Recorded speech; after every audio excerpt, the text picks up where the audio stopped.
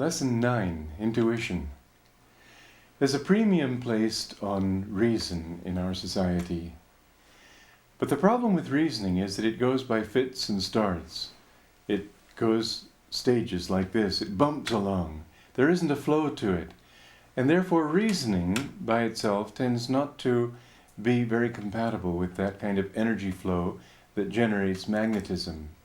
Intuition is an aspect of the mind that we all have that somehow arrives at understanding as a kind of flow, a flow of awareness.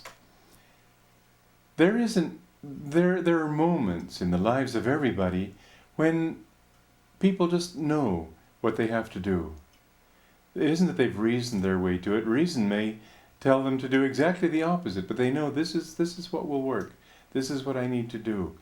Women are often very intuitive that way, where people are involved. They'll know that such and such a person is trustworthy, or such and such a person is likely to let you down. They'll have that kind of understanding. Men often have an intuition where projects are concerned, where they will know without anybody being able to tell them otherwise, because it's so, and circumstances later prove them to have been right. They will know that this is the way to proceed, this is the way to do things. Well, this intuitive faculty is something that you can develop. It's not something that you are either given or not given, or that comes to you sporadically when you just happen to hit it lucky. Intuition will come if you don't use your reasoning faculty too much and back off a little bit and try to feel the situation. Don't just say, well, it makes sense that I do this, but back off and say, well, how does it feel to me? What would be right to do? What's the answer to this particular dilemma, and so on. Another thing that will help the development of intuition is to learn to become more centered and calm. Calmness is the seed from which the intuitive faculty grows.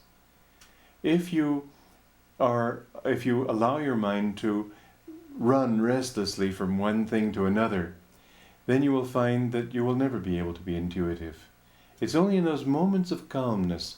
I found something interesting that happens sometimes, that people will ask me a question, and I'll try to think my way to a solution, and I won't be able to find one.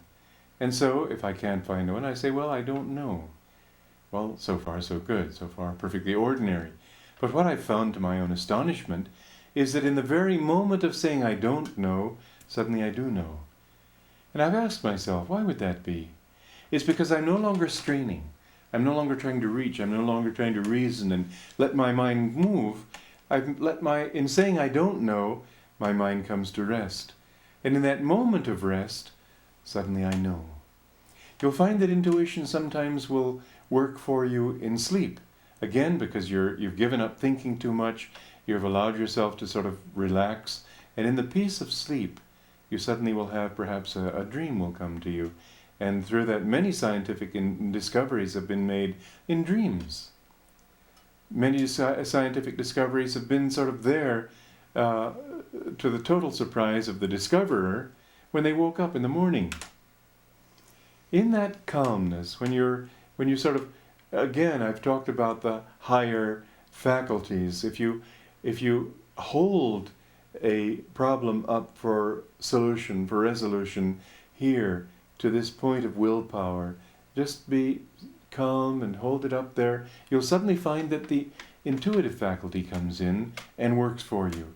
You see, we all have different faculties within us, but the intuitive faculty is actually the most central of all. It's our capacity for knowing without having to reach out for knowledge. Many times in your work, you will find that you will spare yourself a lot of heartaches and some serious setbacks if you don't do things just because they make sense, just because other people say so. This is again why leadership has to come from one person rather than from a group of people, because that intuitive faculty comes from within, just as magnetic leadership comes from within. The intuitive faculty is not something you can acquire on a committee level. The intuitive faculty comes from going in yourself. So what you should do as a leader is let people talk, listen to what they have to say, but always consult your inner feeling. What I've seen is that different people will speak of different things, each one convinced that he's got a good idea, but I will refer each one of the things that he says back to my feeling. And then suddenly somebody will say will trigger that feeling inside, and I'll say, hey, that's the way. Or others may feel that too. In fact, usually when a thing is right, suddenly everybody tunes into it and says, oh yes, of course. But it's because they've consulted their inner self, rather than trying to deliberate and vote on a thing just in an outward, rational, intellectual way. Intuition then depends on having a flow of awareness. It depends on calmness. It depends on centeredness. It depends on always, whatever you hear, always sort of withdrawing a little bit. I'm very suspicious of a thing just because it's if it's only reasonable. It may be very reasonable and still does not work. So I always try to feel inside, what does this mean? How does it feel? Whether I should do the thing or not. One time somebody offered to sell me a store. I was a part of a group, it wasn't a personal thing, but she asked me, would we be willing to buy this store? And I sort of felt in myself, first of all my thought was, well, no. Then I felt within myself and I felt, yes, it's a good idea. Well, to buy that store involved money we didn't even have. But somehow, within the short time that it was needed, it came. I didn't know that the money was going to come, but I knew that it was the right thing to do. You'll see that the more you allow yourself to be guided by this intuitive faculty, the more wisely you will be guided, the more you will be guided in the right way in everything that you do. But remember, there's a very important adjunct to that, because feeling can also be imaginary. You can also feel a thing because you're enthusiastic for it, you like it.